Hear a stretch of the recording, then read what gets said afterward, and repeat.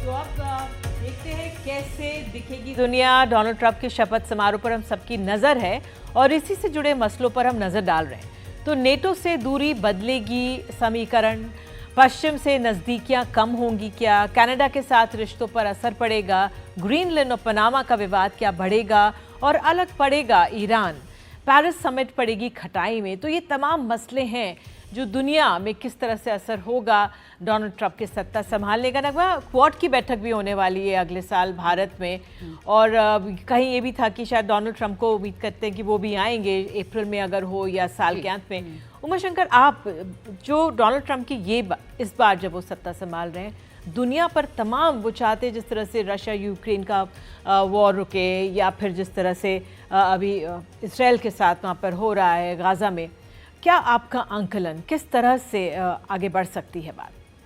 जी देखिए, ट्रंप चुनाव जीतकर आने से पहले कैंपेन के दौरान भी और चुनाव जीतकर आने के बाद भी इस बात को कह चुके हैं कि 24 घंटे में यूक्रेन युद्ध रुकवाएंगे, और इस दिशा में जो बातचीत है वो आगे बढ़ी भी। हमने देखा कि ज़ेलेंस्की से उनकी बात हुई, पुतिन से जो है वो भी उनकी बात हुई। तो दूसरी जो अहम बात है वो ये है कि आखिरकार जो हमास के मामले में जो उनको कामयाबी मिली है उससे उनका कॉन्फिडेंस बढ़ा है, और वो ये चाहेंगे कि उनके सत्ता में आने के बाद जल्द से जल्द इस बाबत भी एक फैसला हो। और अगर आप रूस के राष्ट्रपति की तरफ देखें तो उन्होंने भी जो अभी एक बधाई संदेश भेजा है, तो उन्होंने भी एक जेस्चर दिखाया, उन्होंने इस बात कहा भी है कि वो बातचीत करने को तैयार हैं। दूसरी तरफ ज़ेलेंस्की भी तैयार बैठे हैं। तो एक बड़ा ये जो मुद्दा होगा ट्रंप के लिए कि कैसे इस युद्ध को रुकवाते हैं, क्योंकि इससे अर्थव्यवस्था दुनिया की प्रभावित हो रही है और अमेरिका को भी इसका खामियाजा उठाना पड़ रहा है। हमने देखा कि यूक्रेन को जिस तरह की मदद अमेरिका से मिलती रही है, ट्रंप उस पर सवाल उठाते रहे कि बाइडेन एडमिनिस्ट्रेशन ने इतना ज़्यादा जो खर्चा है वो यूक्रेन में किया।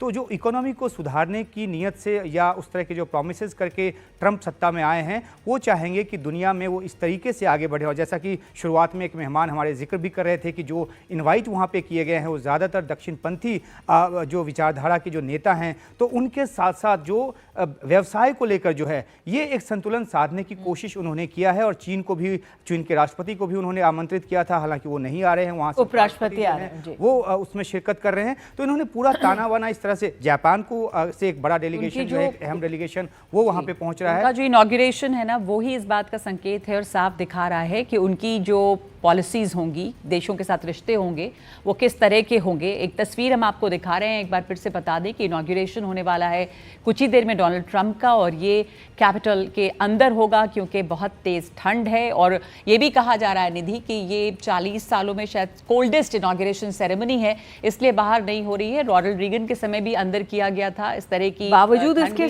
700 लोग हैं पर अंदर जा रहे हैं। और एक और जानकारी ये भी है कि जस्टिस जॉन रॉबर्ट्स हैं जो इनकी इनॉग्रेशन सेरेमनी को प्रिसाइड करेंगे। जहां तक हम बात कर रहे हैं दुनिया की, प्रोफेसर स्वर्ण सिंह, किस तरह से समीकरण बदलेंगे ये एक सवाल है। यूरोपीय देशों के साथ में किस तरह दूरियां बढ़ी हैं। कनाडा और ग्रीनलैंड के लेकर पहले ही वो हमलावर हैं, बार बार वो जस्टिन ट्रूडो को कनाडा का गवर्नर कहने लगे, कनाडा को 51st स्टेट कहने लगे। अब आप और ग्रीनलैंड को देखिए, जैसे उन्होंने धमकियां दी हैं, तो तमाम लोग जो हैं एक डर में भी हैं। पर ये ट्रंप का स्टाइल है या वो इस तरह की चीजों को लेकर गंभीर भी हैं, या सिर्फ जुमलेबाजी है ये?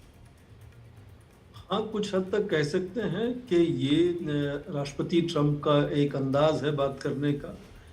मुझे लगता नहीं कि ये संभव हो पाएगा इस तरह से कि कनाडा अमेरिका में शामिल हो जाए या पनामा कैनाल अमेरिका की हो जाए।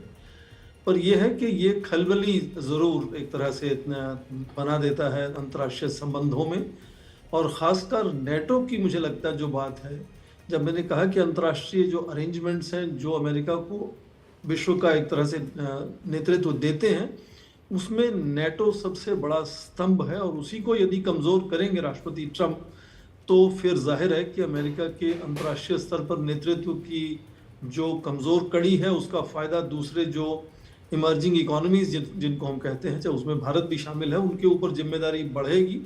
और ख़ासकर आप देखिए, यूरोप के देश पहले से ही इसको लेकर तैयारी में जुटे हुए हैं, क्योंकि ट्रंप पिछले कार्यकाल में कहते थे कि इन सभी देशों को, नेटो के जो सदस्य हैं, उनको अपनी जीडीपी का 2% अपने सुरक्षा रक्षा पर खर्चा करना चाहिए। अब वो उसको 5% की बात करते हैं।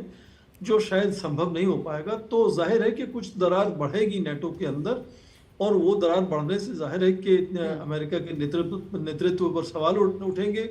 पर उसके लिए वो जो नई तैयारी कर रहे हैं, वो पहले जो आज तक होता रहा पिछले 80 सालों में कि मिलिट्री इंडस्ट्रियल कॉम्प्लेक्स एक बहुत बड़ा समर्थक होता था पॉलिटिशियंस का, उससे हटकर अब वो टेक बिलियनर्स के साथ जुड़ना शुरू हुआ है। तो वो एक नया उनका एक अंदाज है जिसमें उनको लगता है कि जो बिजनेस इकोनॉमिक सपोर्ट उनका है वो टेक बिलियनर्स का होगा, मिलिट्री बिल्कुल आप जी उमा एक ब्रेक ले लेते हैं, उसी के बाद हम तुरंत लौटेंगे इन तस्वीरों पर और बात करेंगे। जी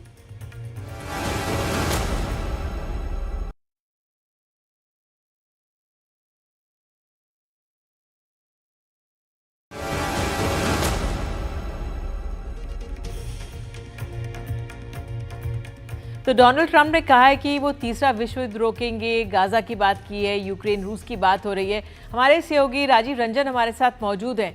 तो एक इस तरह का भी संकेत डोनाल्ड ट्रंप की तरफ से मिल रहा है ना राजीव, कि वो जो तमाम युद्ध चल रहे हैं उनको रोकेंगे, हालांकि कुछ और ग्रीनलैंड वगैरह के लिए उनका आश्रय अलग है। जी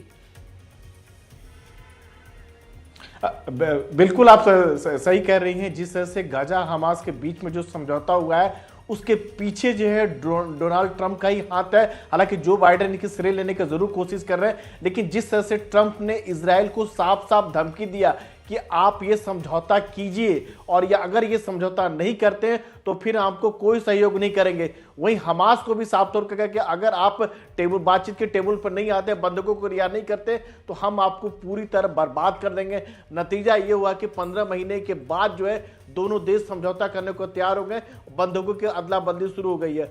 अब वैसे ही उम्मीद की जा रही थी कि रूस और यूक्रेन के बीच में जो 3 साल से युद्ध चल रहा है वहां भी कुछ न कुछ समझौता जरूर हो जाएगा। जैसा कि ट्रंप ने कहा कि 24 घंटे के अंदर, पहले उन्होंने कहा था कि जैसे हम ओथ लेंगे उसके बाद 24 घंटे के अंदर युद्ध रुकवा देंगे। तो जाहिर सी बात है कि अगर युद्ध नहीं होता है दुनिया में कहीं भी, ट्रंप की वजह से युद्ध नहीं होता है, तो पूरे दुनिया के लिए बहुत अच्छी बात है, अमन शांति के लिए। लगातार उन्होंने इसका वादा किया था और अब यही लग रहा है कि वो सर्जिकल स्ट्राइक करने वाले हैं तमाम युद्धों पर, चाहे यूक्रेन की बात हो या इधर गाजा की बात हो। बहुत धन्यवाद आपका, हमारे साथ आप तमाम लोग जुड़े रहे, बने रहें, क्योंकि लगातार ये मेगा कवरेज जारी है एनडीटीवी इंडिया पर, ट्रंप की ताजपोशी का काउंटडाउन।